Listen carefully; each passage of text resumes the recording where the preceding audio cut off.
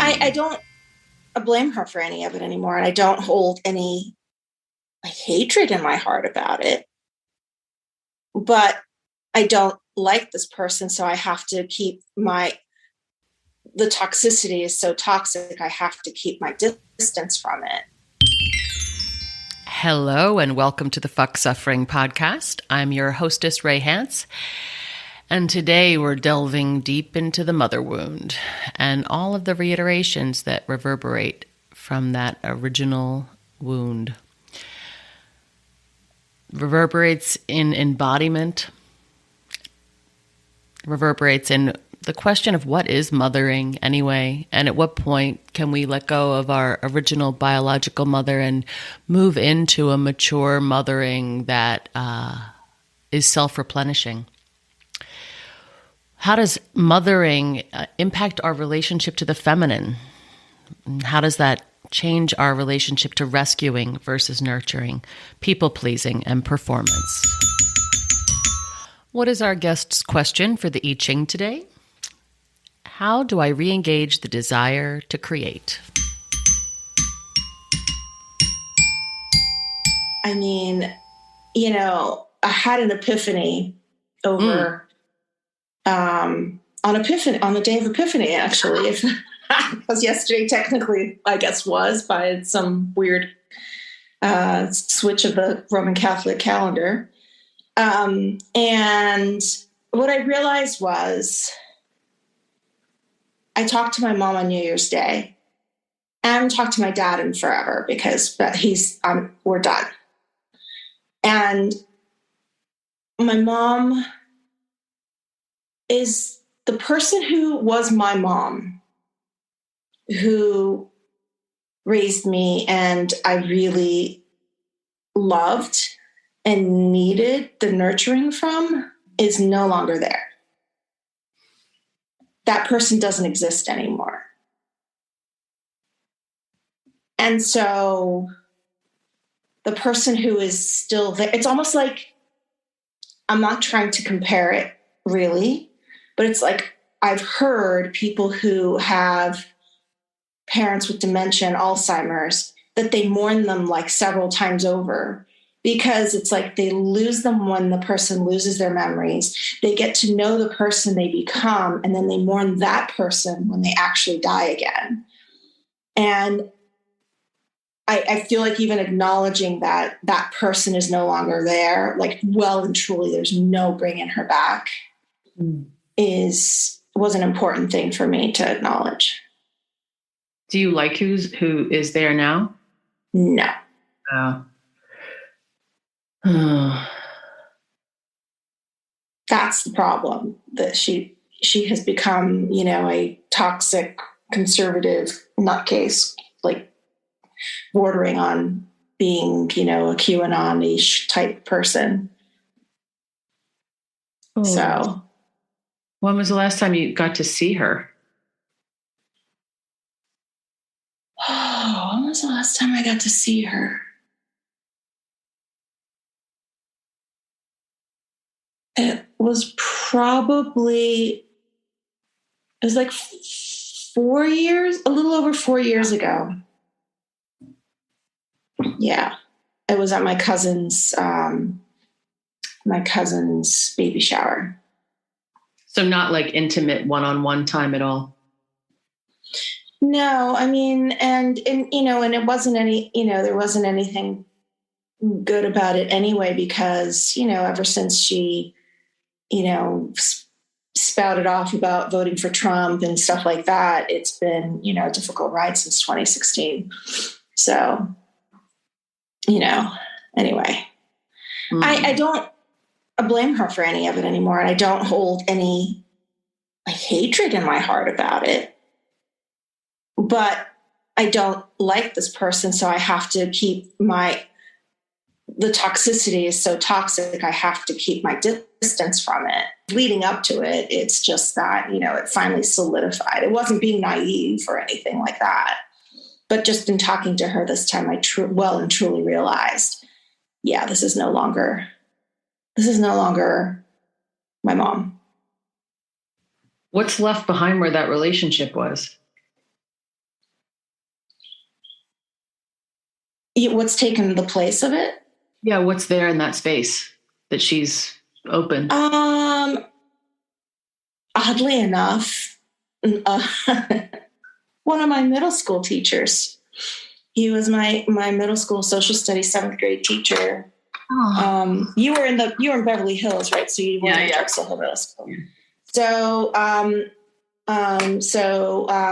Mr. Van Winkle, Rex Van Winkle, is really just such a great person, and we align politically, even though he never pushed that agenda, obviously, as a teacher, but in later years as we got to know each other. And just, he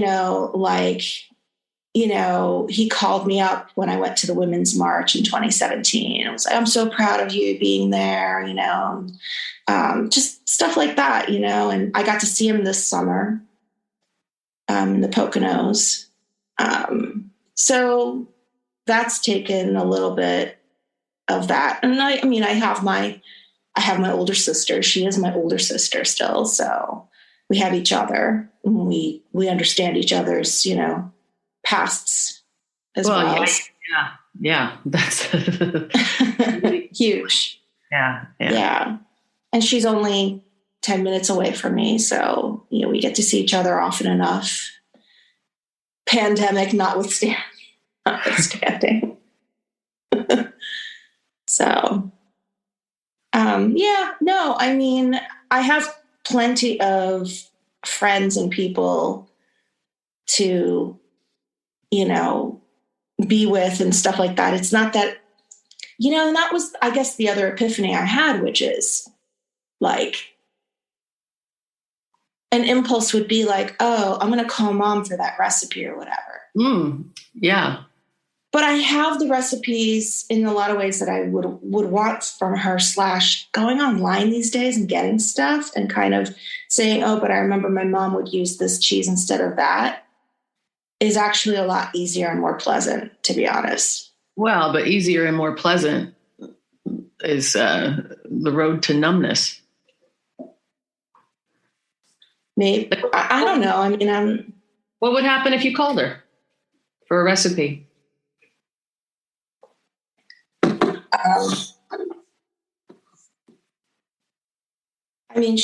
She would give me what I needed on that, to that end, which is, there will be times where I know I will need to do that, but that's just it, is like, it's been many years now since I've needed to do that.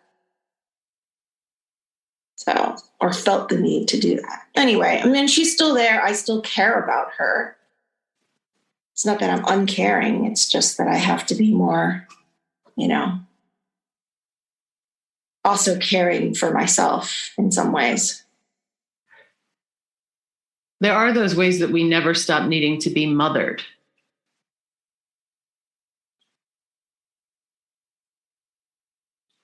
Yeah.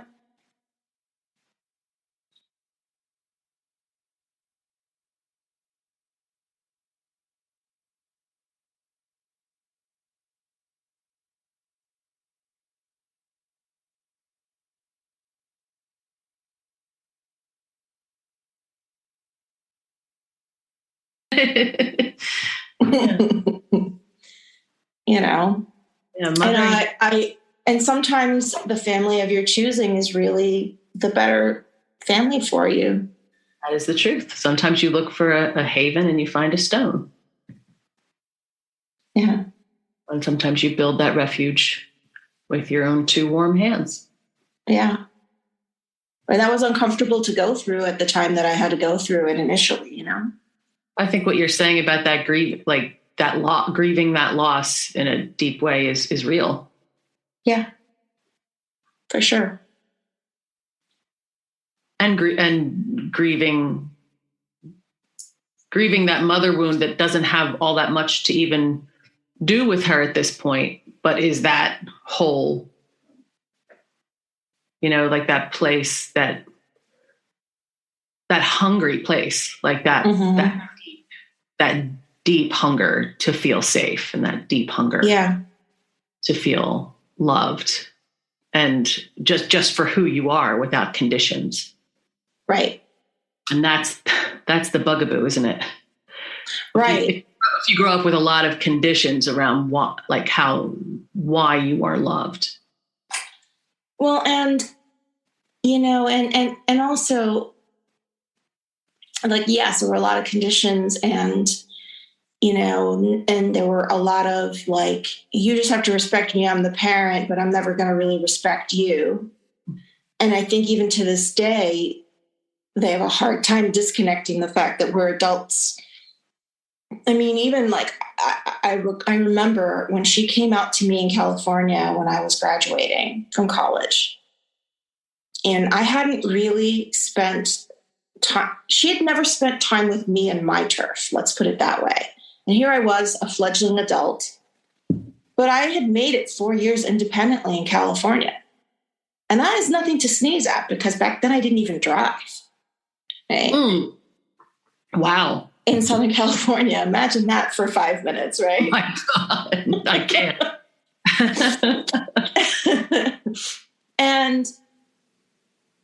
And so, like it wasn't like I was happy she was there. I was super happy she had come out for my graduation, but I also wasn't gonna like be like, oh, what can I do for you, Mom? What do you need? Let me help you, and so I was like, okay, we have to be ready to go by X because we're getting picked up and whatever was going on.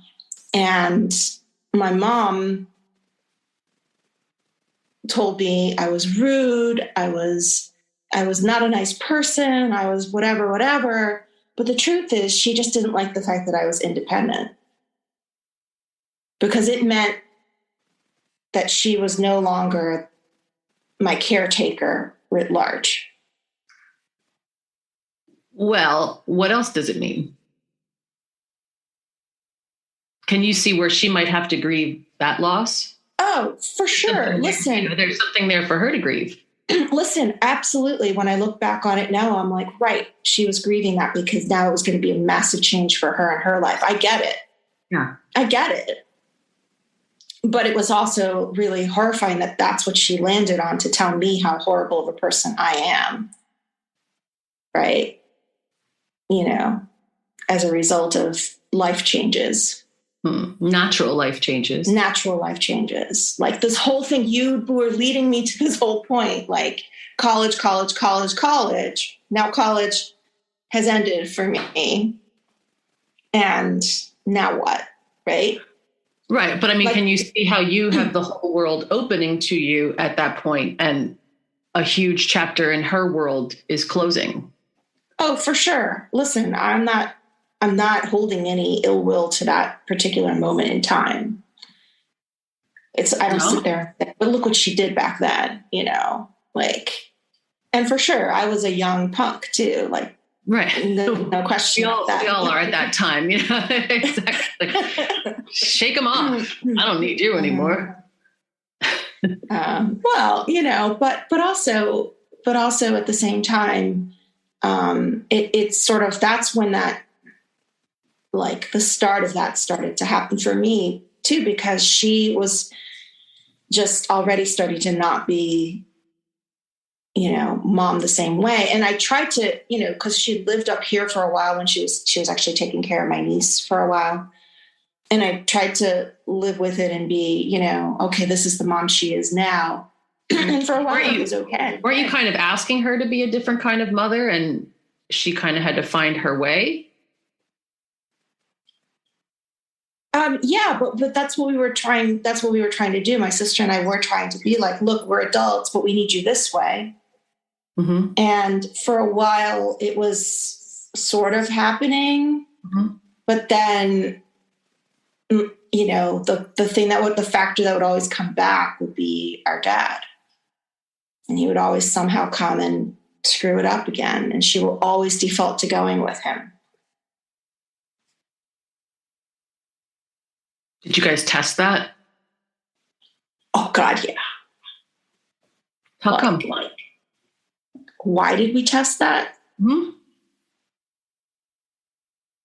I mean, because we thought that, and right or wrong, we felt like she could have a a better life without him. But she's always chose him, and that's okay. We're okay with that now. We weren't back then, but we are now.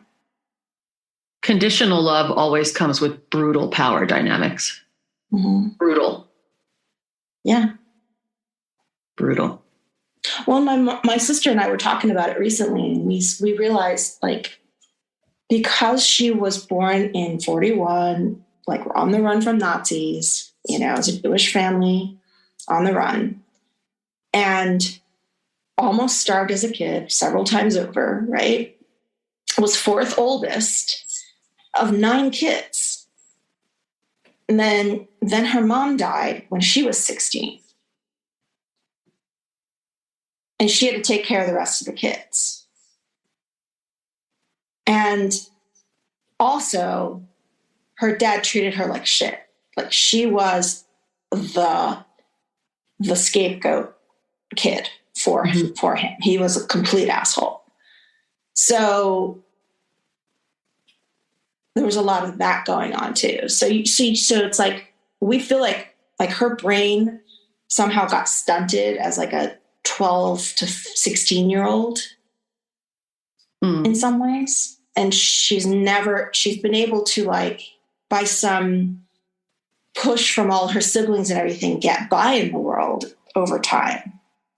But that in reality, there's like a hold in her brain that she's never been able to kind of get past a certain. Well, but what do you as a scientist know about brain plasticity? I mean, there is brain plasticity, but I also feel like a person has to want there to be brain plasticity in themselves, or it doesn't happen. Right. You have to kind of exercise the muscle, or it doesn't. And she has consciously chosen to, whether you call it being a victim or being whatever it is, about the power of my dad with her. He's always, won out. I have a ton of compassion for her. Don't get me wrong. I'm not like completely unfeeling about her. It's just also there's nothing we can do to change her at this point. So all we can do is be there for her occasionally. As much as you can. As much as we can, but with boundaries. Mm-hmm. Yeah. This time what killed me was I told her about Minka. She was, oh, I'm so sorry, da da da. And, she conveys it to my dad. That's fine. And then we're talking for a little bit, and she has bad hearing, so like we repeat ourselves for her all the time. Well, her phone was started to go kind of janky somehow, so I couldn't hear a couple things she was saying. So I asked her to repeat it, and she was just like, "Oh, never mind." And I'm like, "Fine, we can repeat things 5 times for you, but you can't repeat it once for me because your phone went janky." Okay, that's fine. But we went on. I'm like, oh, and she's like, well, then I should just go now. And I was like, because I didn't get mad at her for that. I was like, okay. And she's like, never mind. I was like, okay, well, so, she said I said something else like, oh, but, hold on. Like, like we haven't talked in a while. What else is going on or whatever. And I said, well, have you guys gotten your booster shots yet? No. I was like, oh, okay, well, hopefully you can get signed up soon. And she goes, well, I'm not sure if I'm going to get the booster shot because there's, we're still deciding whether it's the right thing to do. And I was like, okay, well, like, that's the field I'm in. You can ask me questions. I've been keeping my eye out on stuff. And, well, there's many things that that we're looking at, that we've heard, that blah, blah, blah. And I was like, well, okay. Like I said, do you have any questions? And basically I was like, is there anything specific that you can think of that you'd like to tell me as a reason? for not getting the booster? And she goes, well, there's just so many of them. That's always the thing with her and her family in general. Oh, there's so many. But they can't come up with one specific thing. It's like, at least have the cheat sheet of the bullshit you're going to spout. You know, if you're going to say there's bullshit, have a cheat sheet. And then I hear my dad in the background saying, just tell her we're gonna probably get it soon. Or we're gonna get it soon to get her, to get her off your back, right? And she, like, as though I didn't hear him, word for word says to me exactly what he had just said. Oh, we're gonna get it soon. And I was like, okay, well, be well, stay healthy. So what's interesting there, what I heard from you is that there was like a tiny, like a micro rejection of her not wanting to repeat what she'd said when her phone went janky. Instead of being with that, it became a thing about something else that was clear and had very little vulnerability in it. And now it's about vaccines. Instead of the tender feeling of like, wow, you wouldn't even repeat something for me. That's how little you value me.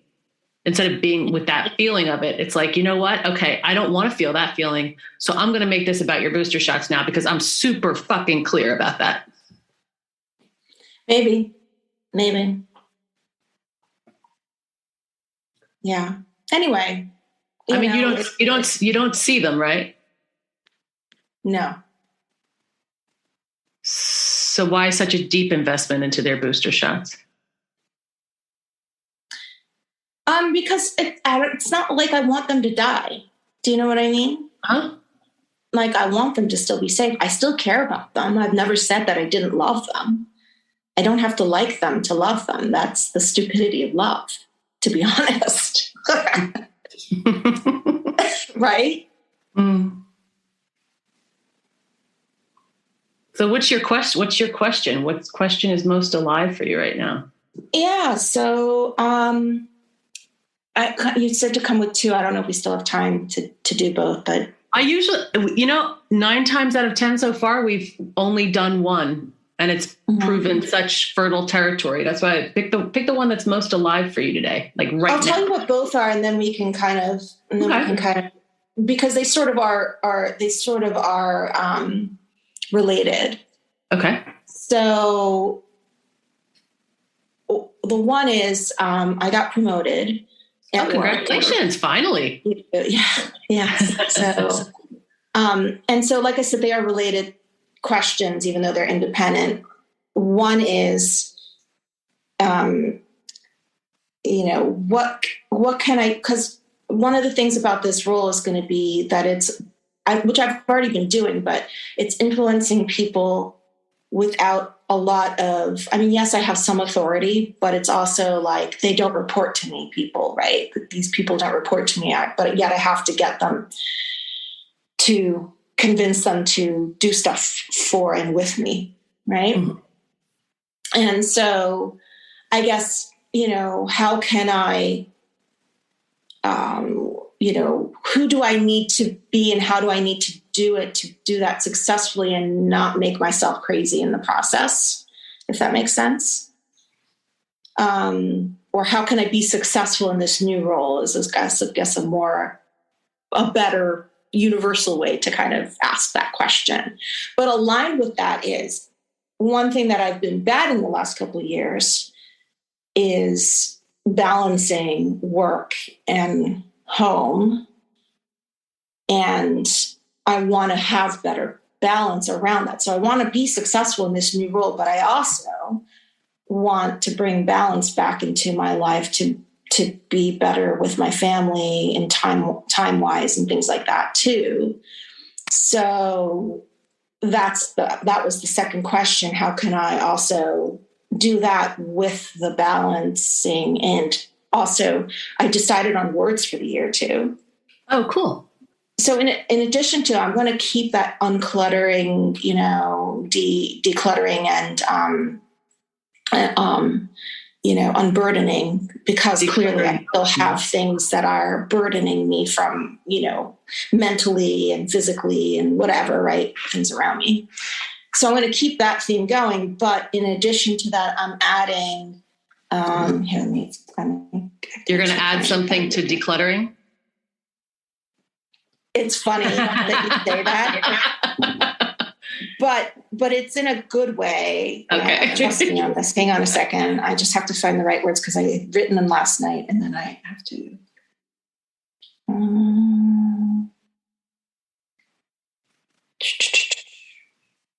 Balanced and creative. Because the things that I haven't been able to do much because of all the working is being creative enough. So I feel like that's a good counterpoint to the decluttering and unburdening, if that makes sense. It sounds to me like making space for emergence. Yeah. Because my word for many years, not many, for like at least 3 or 4 years before that was reclaim. Because I was reclaiming who I was in my career, who I was in my family, who I was just in general as a person. And so for a few years, I was in that reclaiming phase.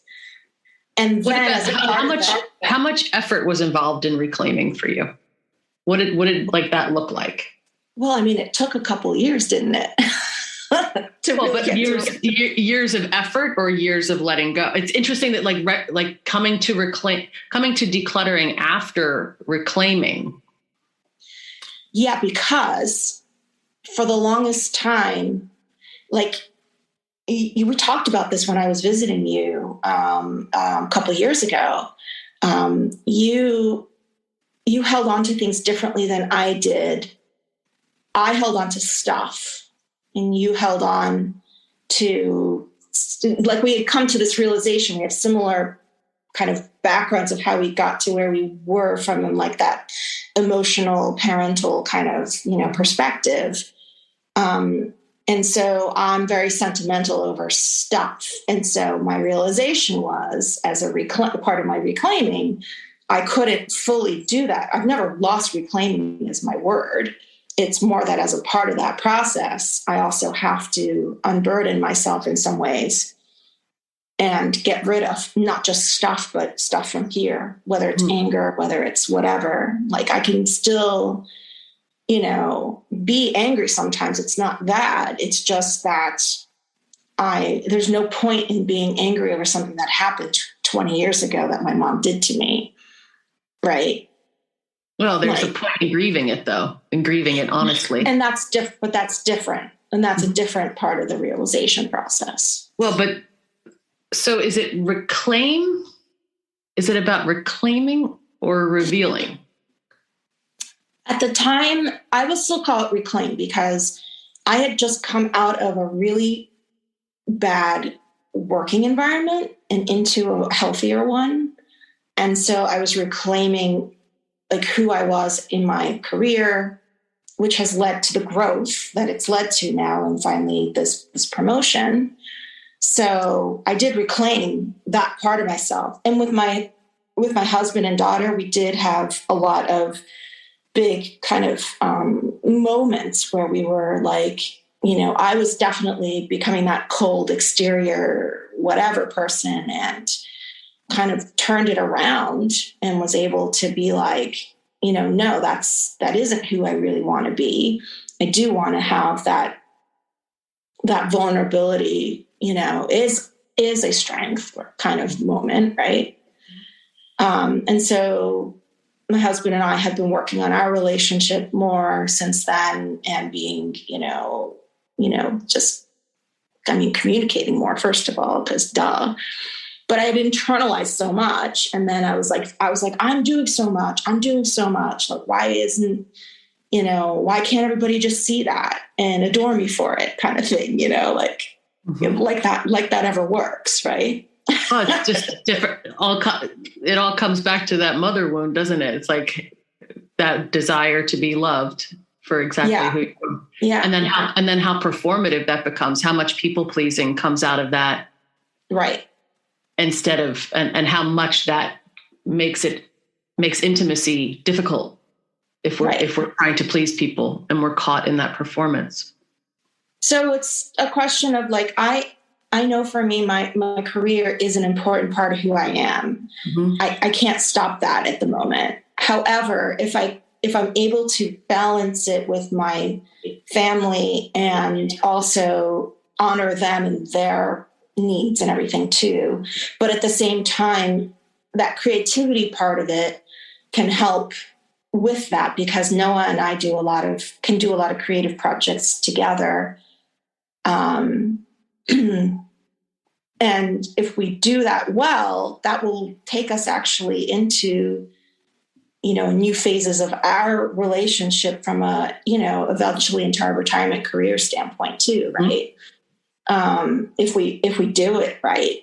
Not that I'm letting that part of it guide things, because that's like the last part of it. We want to have fun and be creative together. That's more important right now. Well, that will produce the rest of the abundance that you're looking for. Yeah. Potentially or not. And we still have fun while we do it. Right. I think you'll having opening to the point where you're having fun does open you to all manner of things. And I just think that with everything that's happened in the last couple of years, there's been fun here and there, but I we have had to make fun different. What does that mean?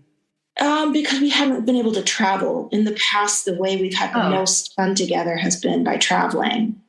Right. Mm-hmm. And with things not being, as fluid on that side, that isn't really true. We have fun together, generally speaking, too. But I just think it's just, being able to, deep at heart, that both of us are creative people, but we haven't had time to nurture that in ourselves and in each other. So I don't want to I want to be successful in my new job, but I also don't want to have another fallow years of not having enough time or energy to be creative. So how do I balance that? So balance is overrated. Balance only exists in the reversals. So balance is actually usually a terrible goal, especially if you're looking to be in creative flow, because that's about management of flux rather than maintaining balance.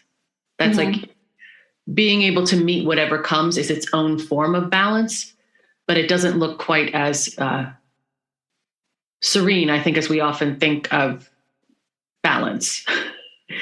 Balance is of a moment, but metabolism is for life. Like how meeting whatever comes. And so what is it that so if we can consolidate this into one question. Yeah. What is still, tell me if I'm getting warm, what is still disrupting the native flow of your life force? Because if you're fully in flow, if you're fully open and in flow and not focused on grabbing things from outside for validation, there's no reason you wouldn't be both able to do a great job at work and be creative and be loving, because that would be the space that you're just abiding in each moment. And so you would meet each moment with exactly what it needs. Yeah, I think what's going on here is that this is a moment of change where I'm in this new role where I've been doing so many roles at work that it's been taking more of my time, and I'm hoping I'm able to now consolidate it into a more manageable timing and mental space, so that I have that mental space to be like, oh, now let's go make something. right? So are you seeing those things as very compartmentalized, that they're very separate? They are and they aren't. It's not that they are. It's just that when you spend so many hours sometimes in one space, you can be too mentally exhausted to go into that other space. Or that's what I found myself. That's what I found happening to myself in the last couple of years. I would suggest that it has something to do with how you are in that space. Maybe. Mm-hmm.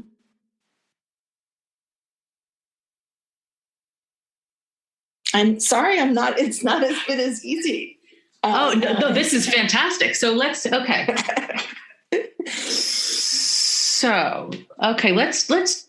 keep this question really simple. Mm-hmm. Which would you prefer? A question about your creativity or a question about success at work?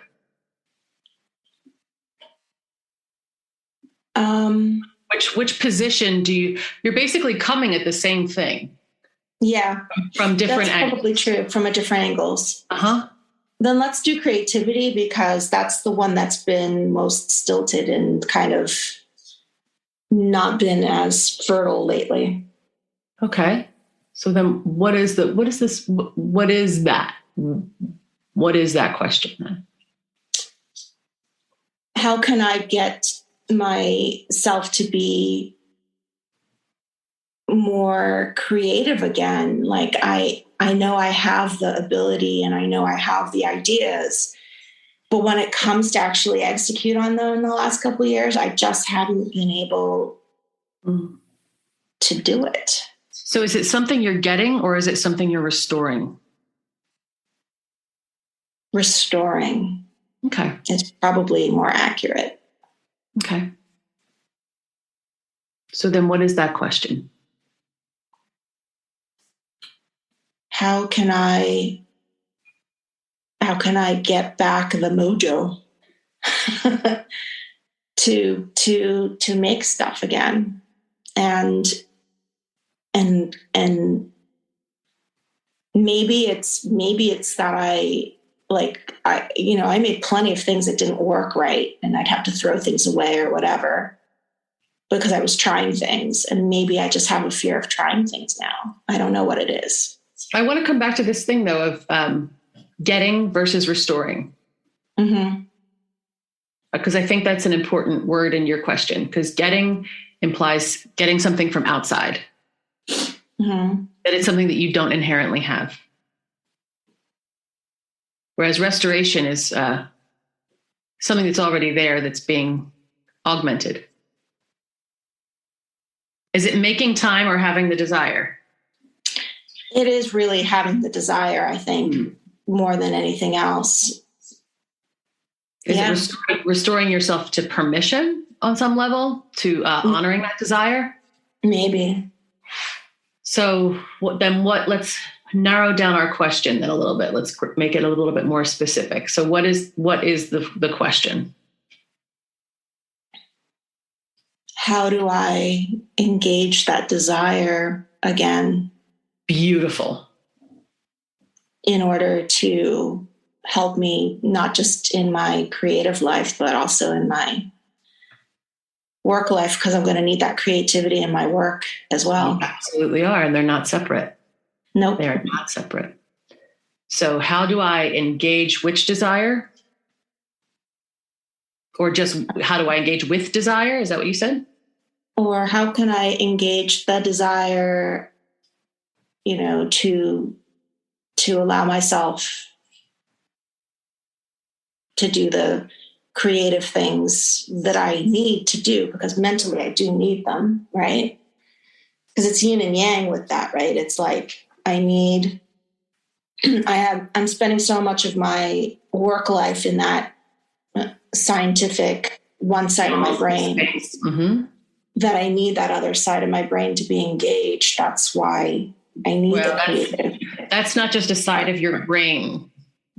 That's that's actually yin is more in your body. Like you're getting plenty of yang mental stimulation, but the yin is going to be replenished in the body.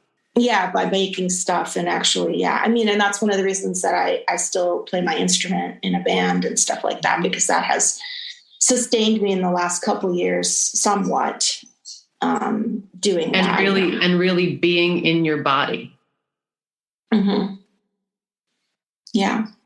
But, so yeah, that's definitely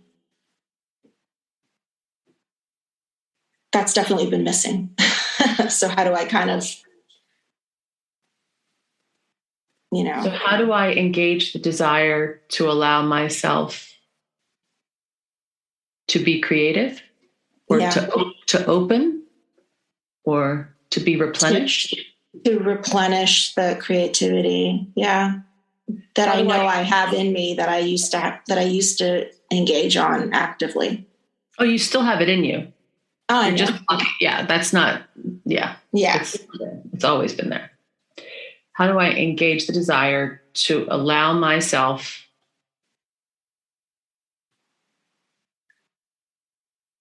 tell me what it is again? To replenish the creativity. To replenish my creativity. Well, if it's real creativity, it's not going to be your creativity. Well, it's not yours, but you're responsible for it. So to replenish creativity. Do you see how openness is a very important part of that? Definitely. That allowing is like an opening. Okay. So grab your coins. Now I want you to not especially you. I don't want you to think about your question.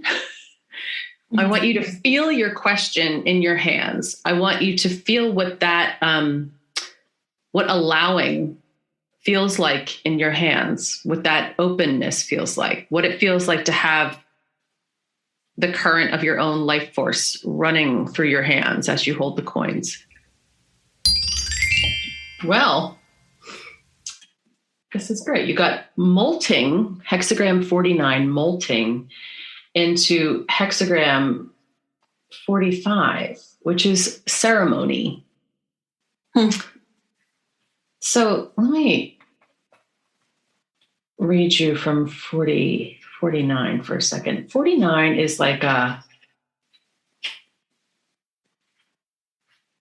revolution, a shedding that is visible.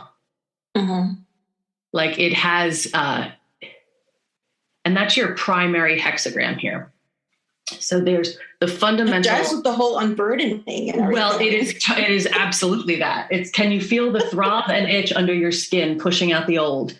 Revolution from the inside out. Your body knows what to do. Give no fear. In Buddhism, it takes 49 days to cross the bardo, to fully move from the death of one body into the life of another, moved by vast forces. You're coming to the end of this potent liminal time and are about to take form again. Let yourself be surprised by the form you take. Transmute the old. Surrender is a powerful form of transmutation. In conversations around the well, hexagram 48, like an ancient water cooler, you took the pulse of the village. You're clear on what needs to change. Know what you have agency over and what you don't. Listen for the actions that causes and conditions demand. Restored by the well, beings are primed for the great work of transformation. Molting is a big change, but also a natural one, completely aligned with causes and conditions. The dog doesn't decide to blow his coat in summer. The heat makes it so, and the dog lets go. Are you ready? You won't know until you step out. This is a moment where a little more is okay. Find the edge of where you begin to force things. Don't force, but find the edge. Don't grab at the clumps of old fur. Just brush, let them go, leave them to the wind. Internal change is being made manifest. You're not a juvenile creature anymore. You've dropped your milk teeth. A dragonfly molts 5 to 14 times on its way to maturity. Not one catastrophic melting like a butterfly, but titrated revolution. Most of us are more like dragonflies, meeting the death of one form and the birth of another over and over again to become ourselves. If we resist, instead of metabolizing these encounters with death, they live on in our bodies as trauma. A dragonfly doesn't have space for that in its tiny body. Like the dragonfly, you have an infinitesimal and essential part to play in the web of life. Play it wholeheartedly. No more hiding. No more people pleasing. No imitation. This is a perilous time.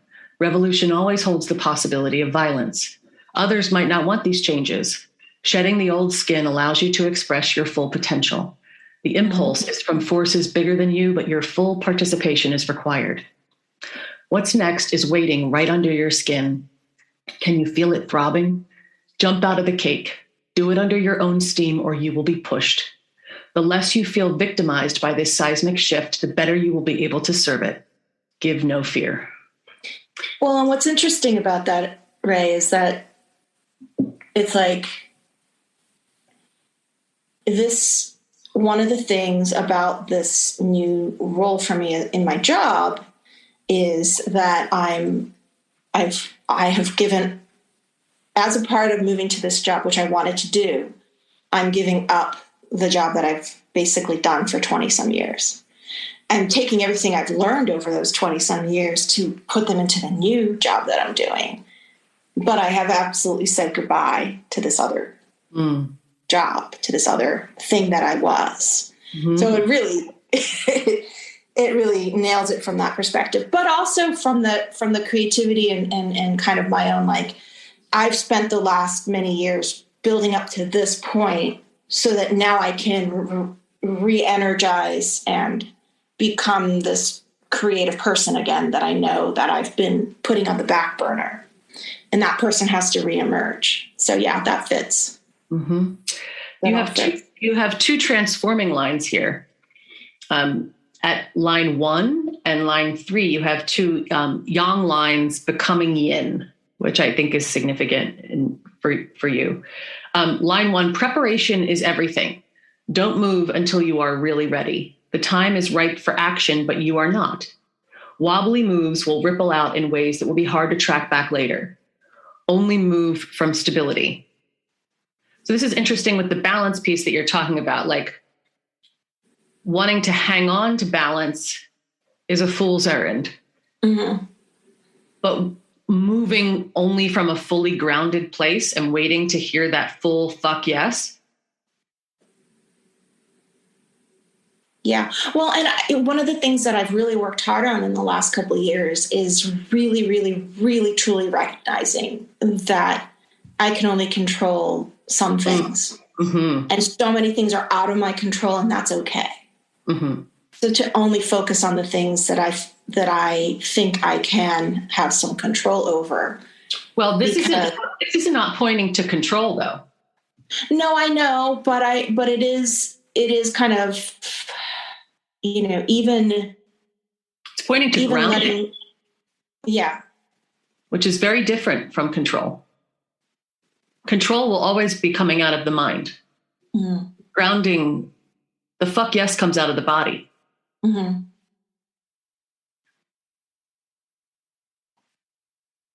Mm-hmm. So you have a transforming line at line 3 too. You've got big plans, but people aren't really on board yet. There needs to be some consensus and support before sweeping action can be taken. Large-scale change requires large-scale consent. Not everyone is going to be on board, but you do need a team to implement your plan.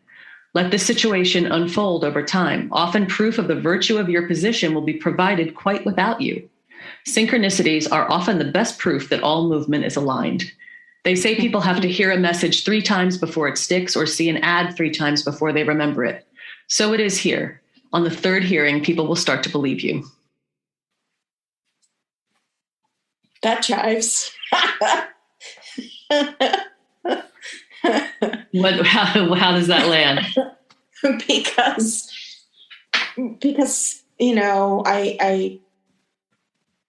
I think I was this new job is going to absolutely be trying to get people on board with things, because I'm going to need them to actually implement said things that need to be the improvements for the organization. Mm. So with none of those people reporting to me directly, it's all going to be about the influence and pointing to things that have already worked as a result of things that we're challenges, but we align them this way, and that's why it's working. And like you said, it's repeating it several times over to get people to come on board and do those things. Will you need a certain amount of ease in your authority? Yeah, I've been working on that actually in the last several months, to the point where it was. Wait, you've been working on ease? Tell me more about this. How hard have you been working on ease? That was the wrong way to put it. But no, it's about letting go and knowing that if you spend enough time with these people, whoever they are, for whichever role they are, whether it's in life or whatever, that they're either going to trust you or they won't. Right. But also building a coalition, not because you're going to war, but because if you get enough of these people to trust you and you build that coalition, everybody's stronger for it. And it builds that trust and rapport. That's what I've been working on, so that I don't, and then I'm giving myself permission to tell people that's too much. I can't take that one on, but I know who can. Great. Right. Like, I know the perfect person for this. And that's what I meant by like that leadership metamorphosis that I've been taking on has also led me to remember to not take everything on myself, but to bring other people up with me. There you go. That I have been actively working on. Because my first instinct is always like, oh, I can just do this. Well, there's the control. Like, nobody can do it better than you. And so you need to do it. And then the blame and resentment kick in. And then it's like, why am I surrounded by turkeys? Yeah. And I actively which of course like does not make anyone want to follow you, because they can smell the resentment like popcorn. Yeah.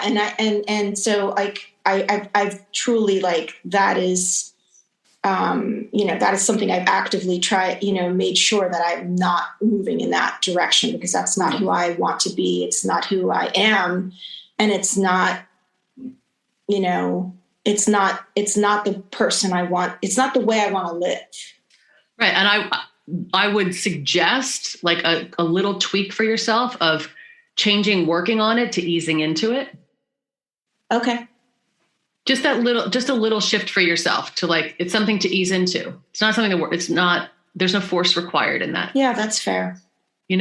So your second hexagram here that's kind of enveloping the molting is ceremony. And this one is lead without greed, open all gathered to the magnetism of delight. The ceremony will reveal its form as a peony does.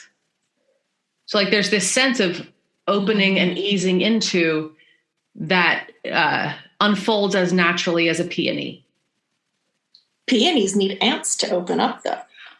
Of course they do, right? So that collaborate, like the peony and the ants come together, like that's like what this is getting at, like this ceremony of like opening to causes and conditions in such a way, like.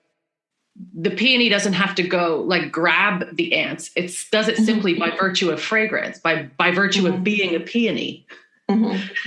Yeah. There's no extra effort required. So this is a refractory period in masculine sexual terms. It's a time to reset and reiterate intent. Put your animal on the altar, your animal nature, that little self, that object that moves through the world, bumping into other objects. Now listen. Without the animal, what are you? What seeps from your pores as you grow more permeable? Roll around on the altar and put that on there too. Then bathe. You want to be ready when the others come to join you. Let the dust of the long road go down the drain. Notice what's lost as you perform your ablutions. What's left of you to lead the ceremony? Are you able to feel the natural authority that comes from naked resonance? Are you able to feel the natural authority that comes from naked resonance? No force, no control. What is this ceremony for? How does a flower unfold from a bud? The ceremony will reveal its structure just like that. Gather the energy of all present for one sacred aim. It's okay if you don't know what that is yet. It's unfolding. Ask your ancestors. They've been here before. You don't have to bring people together on your own. Greater forces attract. Water and earth and gravity lend shape to the ceremony just as they lend shape to a lake. Disparate threads knit together. It's a healing weave, a sturdy basket, not just for the people involved, but in the broader sense. What's released in the ceremony will be carried out in widening circles. The ceremony births a new system. Trust this. This work is both intimate and public. There's deep affinity among those who gather. Behold the unifying power of delight. Let people and ideas come together as they will. Keep tumbling in roses and allow the hexagons to emerge like bees do. The work to be done here is holy and natural as the work of bees. Follow together, dance and fill, track pollen, spill over, leave traces, follow song lines. What belongs together finds its way to each other. Trust that everyone who belongs at the ceremony will be there. Bemoan no absence. They arrive and they are not sure why. They were lured by desire, not preference. Notice and release preferences about the people and purpose of the group. Just stay the course for now. Remain sincere above all. Discernment is not possible without sincerity. Your ego is not in charge here. Your little self has some myopic preferences, so sometimes big self seems severe. Big self witnesses little self suffering without rescue. Once the little self implodes, self-centeredness falls away. The little self resurrects with lots of self-compassion and insight into its correct position. Big self holds its hand. Ceremony can provide this. You can guide this.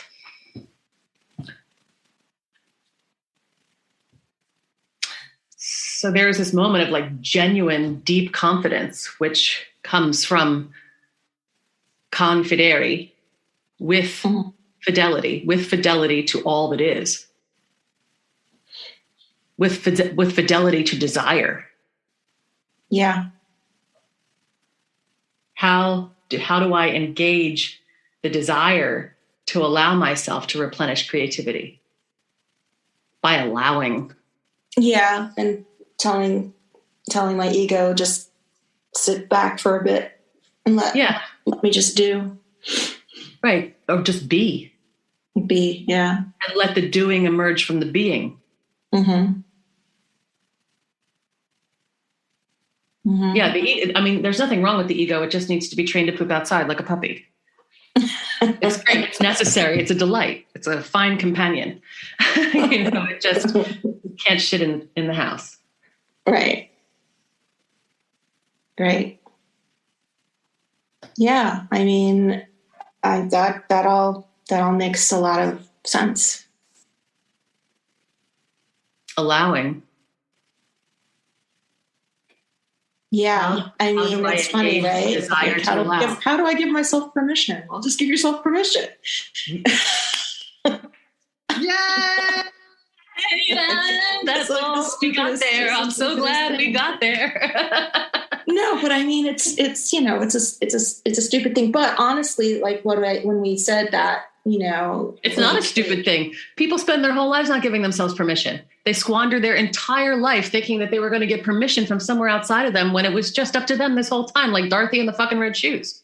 That's true. That's true. They were right there the whole time. I think the thing is, like, in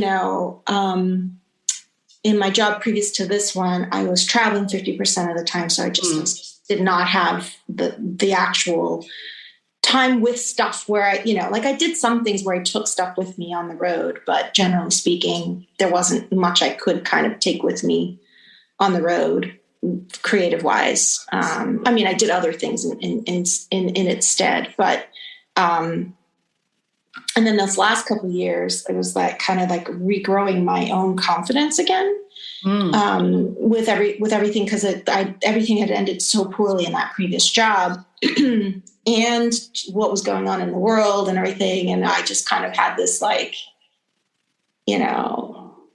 had to just sit in it and be like, it's okay to feel vulnerable about it, and still have strength to move on and tell people that you have these vulnerabilities.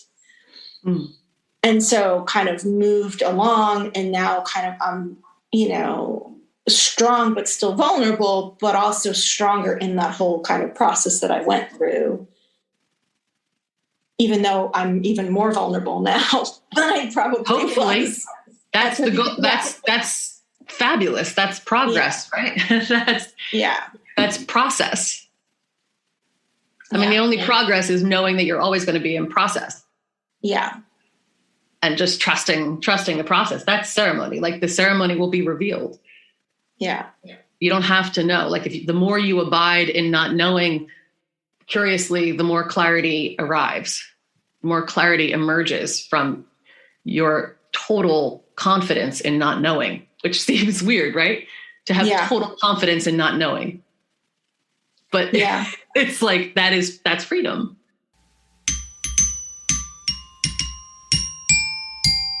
Thank you so much for joining us on the Fuck Suffering podcast with me, your hostess, Ray Hance. If you'd like to be a guest on the podcast, come to rayhance.com, REIHANCE, and send us a message. If you're interested in the book that I use to do readings on this podcast, it's called Oracle of Emergence, an Evolutionary I Ching. That's my book, and it's available on Amazon. If you would love to help us grow our audience, because you enjoyed the podcast so much, rate and review wherever you get your podcasts. And in the meantime, God, we really can't fuck suffering until we trust suffering. And in a wild existential kink, we are all in that together. Till next time. Bye.